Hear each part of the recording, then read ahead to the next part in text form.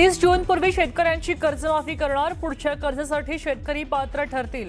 मुख्यमंत्र्यांचं राज्यातल्या शेतकऱ्यांना पुन्हा आश्वासन. शरद पवारांच्या राष्ट्रवादीचे प्रवक्ते विकास लवांड यांना अटक. वारकरी संप्रदायाबद्दल वादग्रस्त विधान केल्याप्रकरणी कारवाई.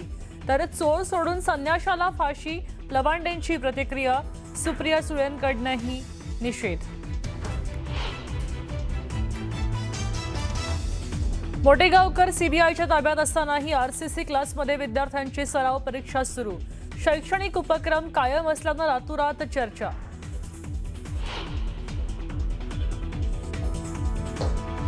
नीट घोटाळ्याचं कनेक्शन आता बीडच्या अंबाजोगाईपर्यंत. शहरातल्या काही विद्यार्थी लातूरमध्ये मोटेगावकरांच्या क्लासमध्ये घेत होते शिक्षण. यातल्या काहींनी मोटेगावकरांकडून पेपर घेतल्याचीही माहिती.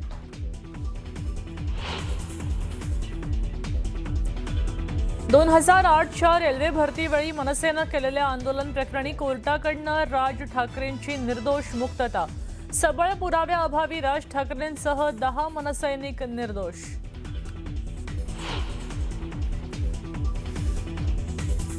विधान परिषदेसाठी शिवसेना 17 पैकी 7 मतदारसंघात उमेदवार देणार.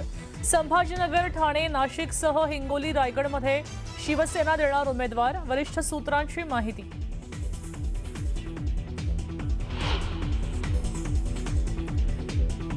ज्येष्ठ नेत्यांना डावलल्यामुळे तसंच पक्षांतर्गत घडामोडींमुळे राष्ट्रवादीतले अनेक नेते नाराज. यंदाच्या वादावर अजूनही पडदा न पडल्यानं नाराज असल्याची वरिष्ठ सूत्रांची माहिती.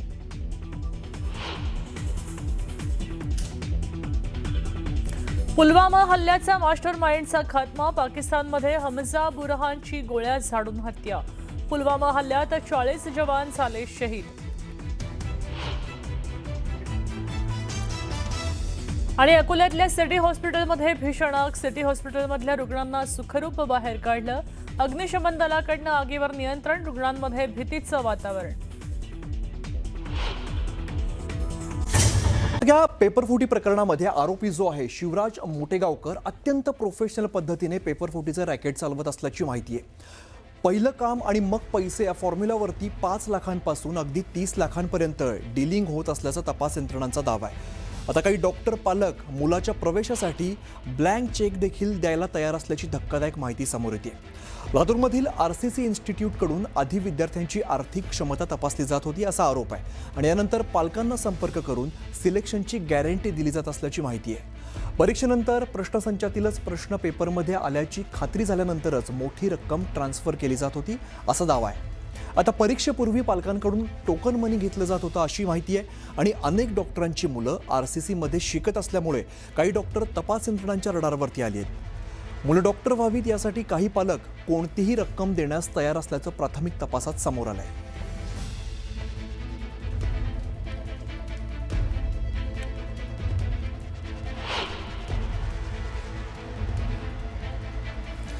आता मोटेगावकर नेमकं रॅकेट कसं चालवत होता आपण यावरती नजर टाकूया. पहिलं काम आणि मग पैसे या फॉर्म्युलावरती त्याचं डीलिंग चालत होतं. 5 लाखांपासून अगदी 30 लाखांपर्यंत हे डीलिंग होत असल्याची माहिती आहे किंवा तपासातून तशा बाबी समोर येत आहेत. दरम्यान मुलांच्या प्रवेशासाठी डॉक्टर पालक ब्लँक चेक देखील द्यायला तयार होते असं तपासातून उघड होत आहे. यानंतर आरसीसी इन्स्टिट्यूट आधी तपासणी करायची की या विद्यार्थ्याची नेमकी आर्थिक क्षमता कशी आहे आणि त्या पद्धतीने तिथून पुढचं काम चालायचं किंवा तशा पद्धतीचं डीलिंग केलं जायचं. यानंतर पालकांना संपर्क साधत सिलेक्शनची गॅरंटी सुद्धा दिली जात होती. प्रश्नसंचातील प्रश्न पेपरमध्ये आल्याच्या खात्रीनंतरच रक्कम जी आहे ती वर्ग केली जायची. परीक्षेपूर्वी पालकांकडून टोकन मनी घेतलं जायचं आणि त्यानंतर या सगळ्या कामाला सुरुवात व्हायची. तर मुलं डॉक्टर व्हावीत यासाठी पालक रक्कम देण्यास देखील तयार होत होते. सन 2024ला लातूरमधून 24,496 विद्यार्थ्यांनी नीटची परीक्षा दिलेली आहे. यामध्ये 1,245 विद्यार्थ्यांना 600 पेक्षा अधिकचे गुण मिळालेत. 376 विद्यार्थ्यांना 650 पेक्षा अधिकचे गुण मिळालेले आहेत. 25 विद्यार्थ्यांना 700 पेक्षा जास्त गुण मिळाल्याची माहिती आहे. बघा, अत्यंत कठीण अशी परीक्षा असते आणि यामध्ये 5 विद्यार्थ्यांनी 710चा टप्पा देखील पार केलेला आहे.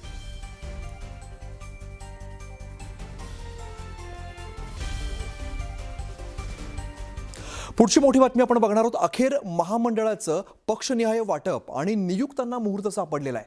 भाजप महायुतीच्या सरकारला 1.5 वर्ष उलटून गेल्यानंतर आता महायुतीमध्ये महामंडळ वाटपाच्या चर्चेला सुरुवात झाली आहे. पहिल्याच बैठकीत कोणत्या पक्षाला कोणत्या महामंडळाचं अध्यक्षपद किंवा संचालक पद हवी आहेत याची यादी तयार करण्याच्या सूचना देण्यात आलेल्या आहेत. यामध्ये महामंडळ आणि राज्यस्तरीय समित्यांमध्ये भाजप 48%, शिवसेना 29% आणि राष्ट्रवादी 23% पदं दिली जाणार आहेत. तर दुसरीकडे ज्या जिल्ह्यातील ज्या पक्षाचे पालकमंत्री त्या जिल्ह्यात त्याच पक्षाला समित्यांवरती 60% पदं मिळणार आहेत. इतर 2 मित्र पक्षांना 20% पदांचं वाटप केलं जाणार आहे.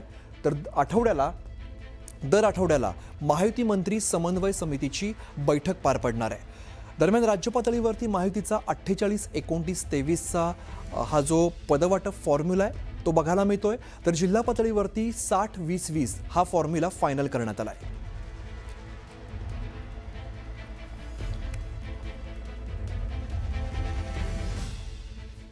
आजच्या दिवसातली आणखीन एक मोठी बातमी आपण बघणार आहोत. 2008 साली रेल्वे भरतीच्या वेळेला मनसेने आंदोलन केलेलं होतं आणि या प्रकरणामध्ये कोर्टाकडून मनसे अध्यक्ष राज ठाकरेंची निर्दोष मुक्तता करण्यात आली आहे. चिथावणीखोर वक्तव्याच्या आरोपातून राज ठाकरेंनी निर्दोष त्यांची मुक्तता ठाणे कोर्टानं केली आहे. कल्याणमध्ये रेल्वे भरती करता आलेल्या परप्रांतीय विद्यार्थ्यांना मारहाण करण्यात आली होती. 2008 साली करण्यात आलेल्या मारहाण प्रकरणी कोर्टानं हा निकाल दिलाय.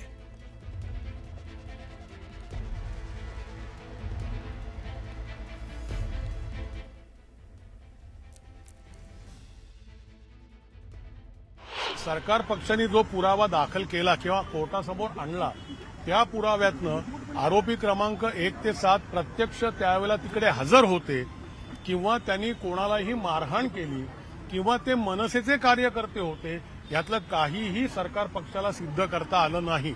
आणि सगळ्यात महत्वाचं म्हणजे परप्रांतातनं विद्यार्थी परीक्षेकरता आले होते याचाही कोणताही पुरावा सरकार पक्षाला देता आलेला नाहीये.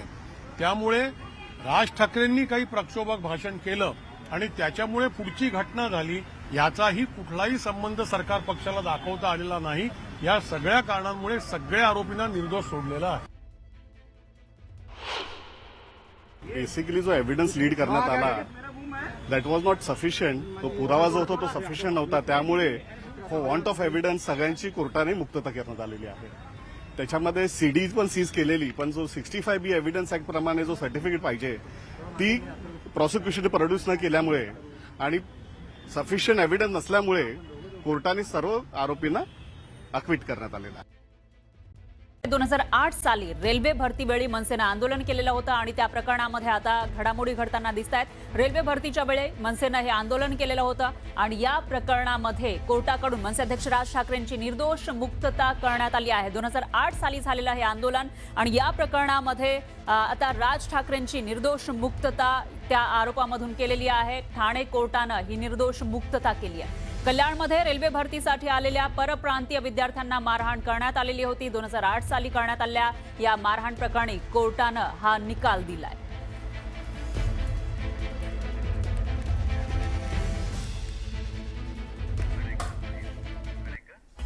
तर नेमकं काय हे प्रकरण होतं आपण समजून घेऊयात ग्राफिक्सच्या माध्यमातून. 2008 साली सगळं घडलेलं होतं.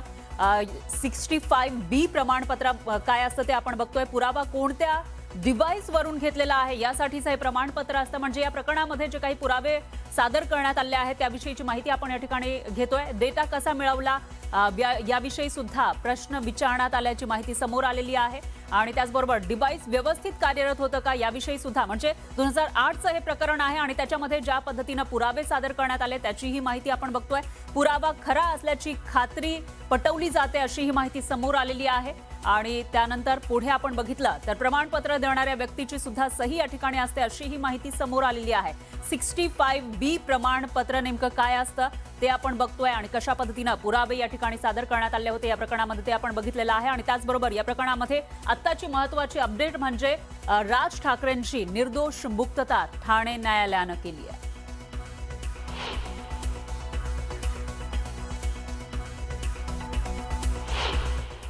सरकार पक्षाने जो पुरावा दाखल केला किंवा कोर्टासमोर आणला त्या पुराव्यातनं आरोपी क्रमांक 1 ते 7 प्रत्यक्ष त्यावेळेला तिकडे हजर होते किंवा त्यांनी कोणालाही मारहाण केली किंवा ते मनसेचे कार्यकर्ते होते यातलं काहीही सरकार पक्षाला सिद्ध करता आलं नाही.